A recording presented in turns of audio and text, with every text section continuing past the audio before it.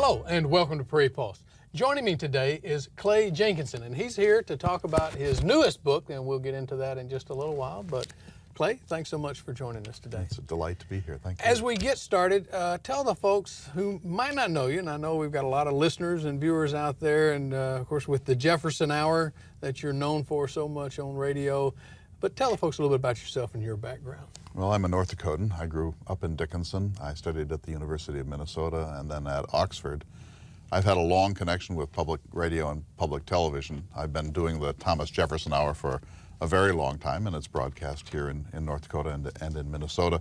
I've also been in a few of Ken Burns' films, the Thomas Jefferson film from 1997, the National Parks, and now I'm one of the consultants too and a talking head in the Roosevelt film. He's doing a 14-hour film on Theodore Roosevelt, Franklin Roosevelt, and Eleanor Roosevelt. And I just came back a few weeks ago from time in Walpole, New Hampshire, working with him on it. It's going to be, I think, his best film, even better than the Civil War, if that's possible.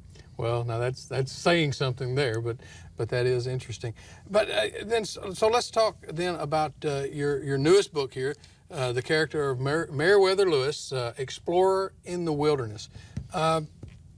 Tell us about your fascination as we get started here with Lewis and what started that. Well, I'm a North Dakotan, and the Lewis and Clark story is very big here. They spent more time in North Dakota than in any other state. They had their most successful relations with native peoples here, the Mandan and Hidatsa. They obtained the services of the famous Indian woman Sacagawea here, and so this was a really central story for them, but also one of the 3 or 4 most important stories in North Dakota history. So I've always been fascinated by it. And then I began to look at the character of Meriwether Lewis about 25 years ago, and I realized that he was a very complicated man, and sort of there are mysteries that surround his life and death. And so, like all historians, I try to hone in where the mysteries are and see if they could be solved. And I've been working at it for a very long time, and this is the fruit of that work. Well, with that said, I mean, the research for the book, it has to be a labor of love, I would think. But when did you decide you were going to write the book? About 3 years ago. I had written a small little monograph on Lewis a number of years ago, and it's out of print. And so the Dakota Institute Press said, would I be willing to reissue it? And I said, let me take a look at it. Maybe I'll make a few little adjustments or write a new afterword or something. And then when I read it, I thought, I'm 56 years old. You don't get an endless life. If I'm going to write a major book in American history, a book that's going to really have a chance to be something I want the world to look at and wrestle with, now's the time to do it. I shouldn't just reissue this. So I stepped back. It took about 15 months to write the book, but it's taken many, many years to think about it and to research it. I've been so lucky. I've traveled all over the Lewis and Clark Trail. I've been in the White Cliffs area of Montana many times. I've canoed it, I've kayaked it, I've hiked it. I've hiked the Little Missouri River from its source to its mouth. I've been everywhere you can go that's a Lewis and Clark place. And then I've had access to the original journals and all of the publications in the Lewis and Clark world. And I created for public radio a 13-hour, 13-part radio documentary on Lewis and Clark called The Unfinished Journey with Oregon Public Broadcasting and Lewis and Clark College. And I got to interview everyone who had something to say in the Lewis and Clark world. So I've been very fortunate in that I've had unusually good access to all of the documents and all of the experts. Can you talk some about the illustrations that were done, especially for the book? Yeah, Michael Haynes lives in Missouri. He's considered the dean of Lewis and Clark illustration and painting. And I love his work. A lot of his work is on display at Fort Mandan in Washburn. And he's basically the illustrator of most books on Lewis and Clark now. When I decided to write this book, we contacted him, and I said to him, would you be willing to do original paintings that sort of examine the interior Lewis? And we all know that what he shot and where he traveled and how many miles per day and so on.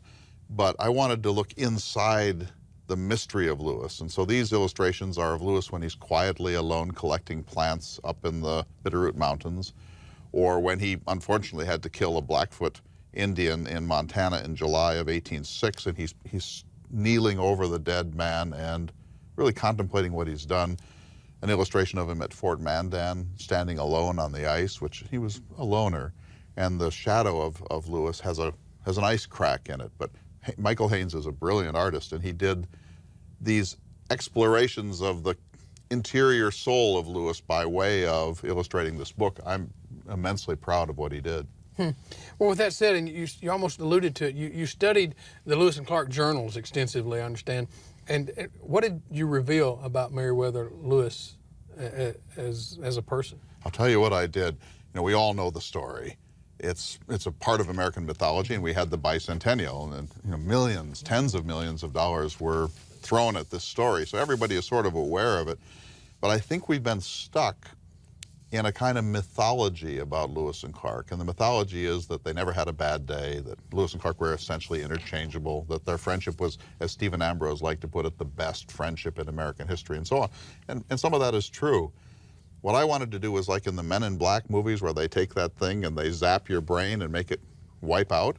I wanted to read Lewis and Clark as if for the first time, and not to bring that accumulated presupposition about it with me. And so I read the journals from the inside out, thanks to Gary Moulton's marvelous 13-volume edition of them, and I let them tell me what Lewis was doing, what he was saying, when he was silent, what his moods were, how he was reacting to stress, what his relations with Clark were, how he felt about Indians, how he felt about his life as an explorer. I chose the subtitle Explorer in the Wilderness because he wasn't on a camping trip. He was an Enlightenment figure who liked to think of himself with respect to Captain James Cook, the greatest traveler of the 18th century, or Christopher Columbus or Magellan. He wasn't just somebody who was opening the West. He wanted to be one of the great ones. And that, I think, shaped his character more than anything else. So I tried to let the story tell me what it was about rather than for me to go in and find what pleased me. Interesting. But you also wrote that you feel he was most alive in 1805 between his time at Fort Mandan and then arriving in Montana. Why do you believe this? This is what for me is so interesting. The first 1,600 miles from St. Louis to the middle of North Dakota, the first year of travel, he didn't really find that interesting because others had done it. It had been mapped, the rivers had been named, the Indians had been met. There was little left to discover. And so he really regarded that as sort of getting to the staging point. Then they winter at Fort Mandan, 146 days. On April 7th, 1805, they move off that spot, which he regarded as the last outpost of white civilization.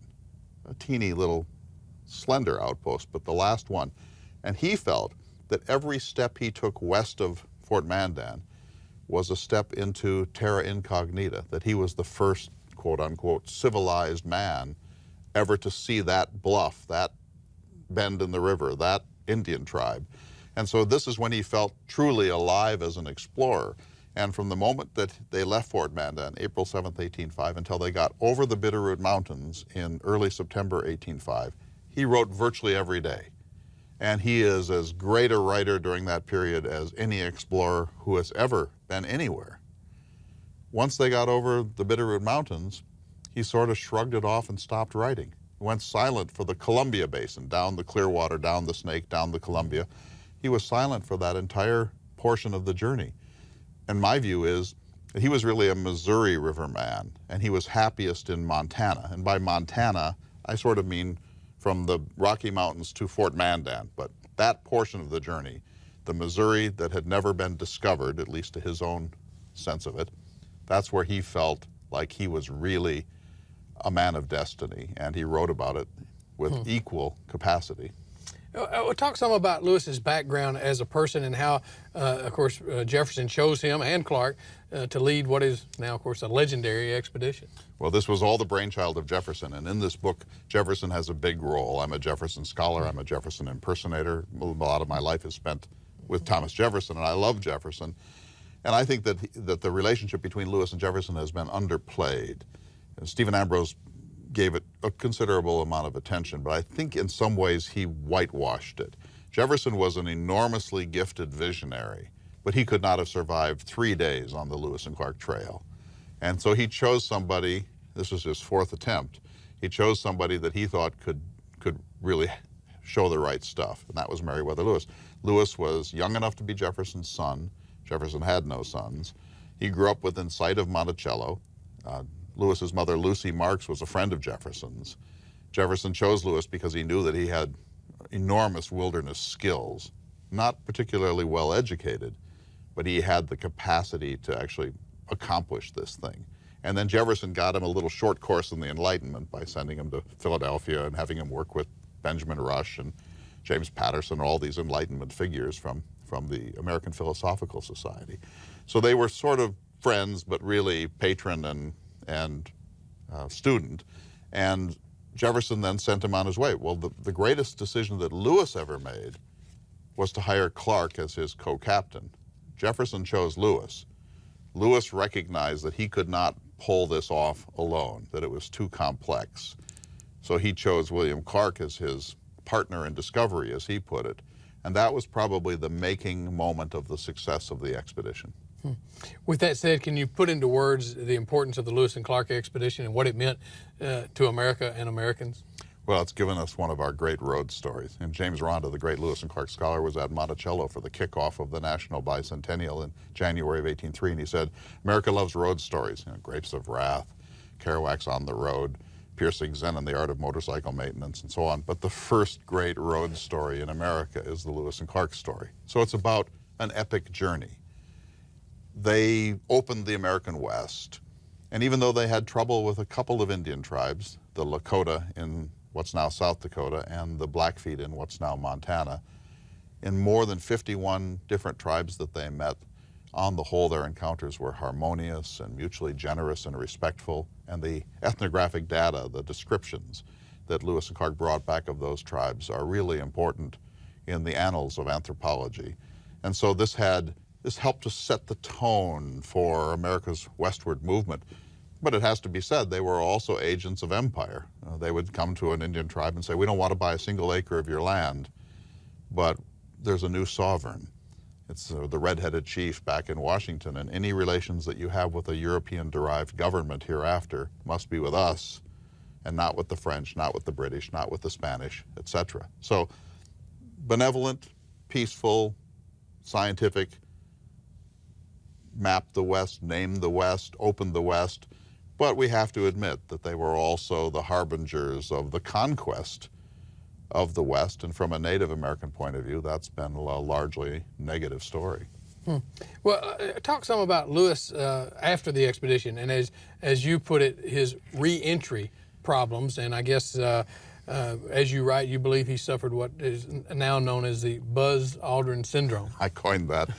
I'm fascinated by the moon landing in 1969. I can remember sitting in front of my parents' black and white television and taking photographs of the screen, and I could tell you the throw weights of Saturn V rockets and so on. I was utterly fascinated. That was our Lewis and Clark story, one of the great moments in the history of humankind. But Buzz Aldrin, the second man on the moon, came back and he had lots of trouble. He had a nervous breakdown, his marriage broke up, he began to wonder what do you do after you've been to the moon? When you've been to the moon, what's left? And he actually says at one point that he would be at these picnics or these barbecues in Houston, and he'd look up, go out alone in the backyard, look up at the moon and ask himself, did I ever even really go there? And he had lots of explorers have re-entry problems. They've seen too much, they've gone too far. One of the key insights that came to me, and it's in this book, was from an essayist in Oregon named Barry Lopez. He's a marvelous man. He wrote Arctic Dreams and River Notes and Desert Notes and so on. And I had dinner with him at the beginning of the bicentennial. And I said, what is it about Lewis? And Barry Lopez says, here's the question. How far can you go out and still come back? He said, Lewis and Clark made the same trip, but it turns out they made very different journeys. Clark comes back, gets married almost immediately, starts having children, buys property, success after success in his career, never has any trouble with the War Department or Washington. Lewis comes back, never remarries, although he tries. Never marries, I mean. He lives in rental property. He can't write the book that he's supposed to write. He quarrels with the War Department. He stops communicating with Jefferson. Clark comes back and his life turns out to be a spectacularly successful life of a man of achievement. Lewis comes back and falters and sort of spirals downward into depression and drink and self-pity. So something happened. Same trip, different journey. They're sort of like doppelgangers, but one thrives and one declines. And so the contrast becomes more and more glaring during the 3 years that Lewis lived after the expedition. So re-entry issues. Well, and you mentioned he didn't ever get the report written for the president. I mean, why was that? Just because of these issues? Or? Some of that, we don't know. These are mysteries. But, you know, Jefferson said, keep a daily journal. Clark did all but 9 days. Lewis missed 441 days out of 2.5 years, so more than half. So he comes back and he has to write this thing, and he doesn't have the database to write it. He also, at several points in the journey, says, I wish I could describe the Great Falls according to their sublimity and their magnificence, but my pen fails me. I don't have the poetic capacity to come to terms with this magnificent object which has been hidden from the eyes of man since time immemorial. And he gets all worked up about his incapacity to describe it accurately. So I think that contributed to it.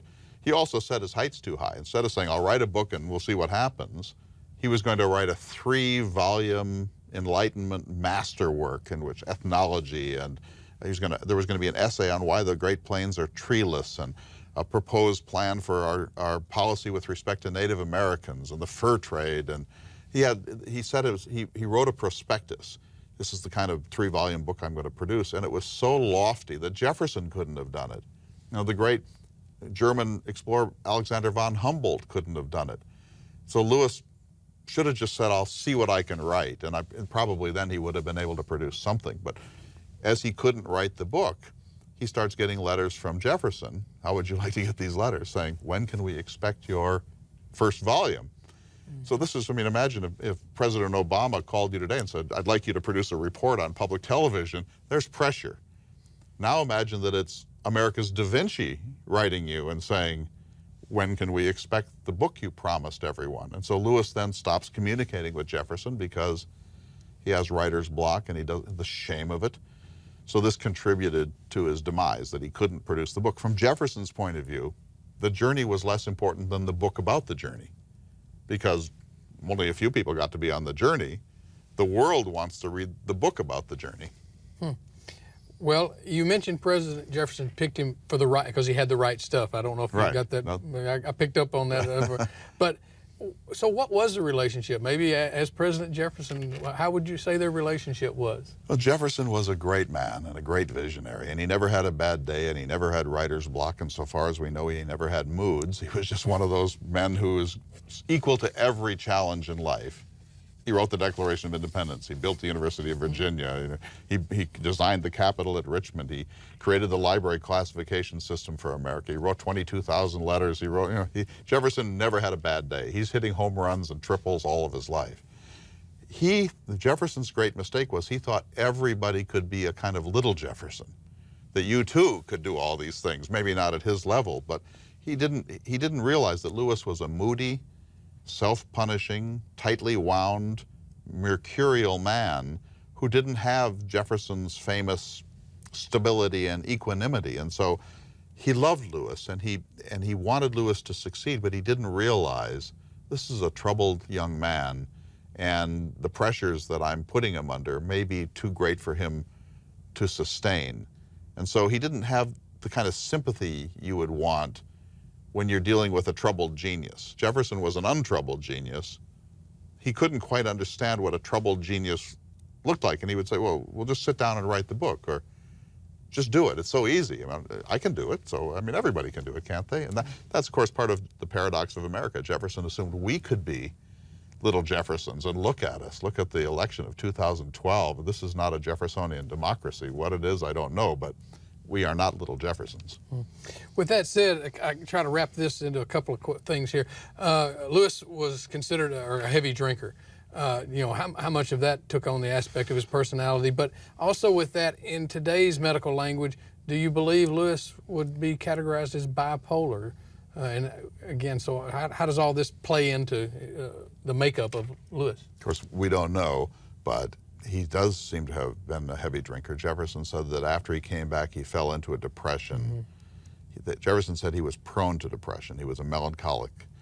But afterwards, he came back and he said, then he began a habit which only made things worse. So we presume that's alcoholism. Mm-hmm. And of course, the worst thing that a depressive person can do is self-medicate with grain alcohol, which is apparently precisely what Lewis was doing. I'm a little skeptical of things like post-traumatic stress syndrome or bipolar when we're looking at someone who isn't here to be clinically analyzed. You know, that's always a little dicey, but some of this has to be true. I mean, when Lewis is on the trip, he's either silent or he's out walking on the shore and then he's writing. And so he does seem to have gone through up and down swings. It sounds like bipolar or manic depression, but my view is that Lewis was just a very complicated man, subject to depressions, that's what Jefferson says, and that his moods were enough to overtake his capacity to function at times. Mm-hmm. Well, Clay, talk about his death quickly here. Some believe it was murder in Tennessee. I believe you and others believe it was suicide. What does the research say? Well, it'll always be a mystery because there were no eyewitnesses. But just to put it in a nutshell, if you had 1,000 people from Jupiter weigh the evidence, they would all say it was suicide. It's overwhelmingly the case that Lewis was a suicidal man, a depressed man, and that he almost certainly took his own life on the night of October 11th, 1809. It's possible that he was murdered. Very unlikely. But in this book, I try to weigh the evidence and to be fair to both sides and not to force my conclusion. I try to just stay with it, the facts, as long as we can. But the facts point to suicide, and that's actually how I got interested in Lewis. Here's 35 years old, 3 years after stepping foot at the source of the Missouri River. He's Neil Armstrong. If Neil Armstrong had come back and 3 years later had committed suicide in a seedy motel in Alabama, that would have rocked America. Lewis committed suicide at the height of his powers 3 years after this triumph. It's a horrible story, and I've tried carefully and sympathetically to tease out the mystery of what happened. Well, Clay, what's the reaction been thus far on the book? Spectacular so far. You know, everyone wants to write a book that matters, and I've written 9 books, I think. This is my big book. I'm immensely proud of this book. John Milton said that he wanted to write something, quote, so written to aftertimes that they would not willingly let it die. I don't know about that for me, but that's what I'm trying to do. I believe this book should, I hope, be a foundation book for all future studies of Meriwether Lewis. That's my dream anyway. Well, with that said, this may be part of your legacy, but what do you think Meriwether Lewis's legacy is? I think that the journals that he wrote when he was writing provided a description of Montana and the American West and the Missouri River that are so beautiful that they inspire everybody who reads them to want this country to maintain some of its wilderness. We want Montana always to be Montana. We want to have friendly encounters with Native peoples. We want journeys and adventures in our lives, and we want America to be as high-minded in all of its dealings, domestic and foreign, as we were on this Jefferson-inspired journey in 1804 to 1806. With that said, would you read a passage from your book for us? I can certainly try. This is about Lewis in Montana when he was about to discover he just had discovered the Shoshone Indians. I'll read one short paragraph from page 379. Lewis's description of this scene is one of the classics of American literature. His use of detail is magnificent. One can see the scene.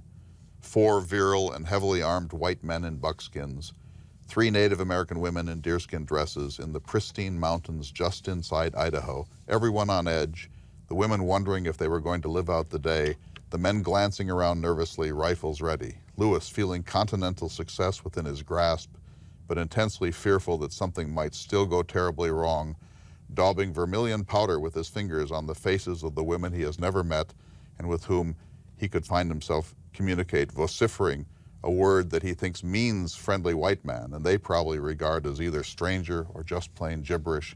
Lewis says it was a hot, dry, sunny day.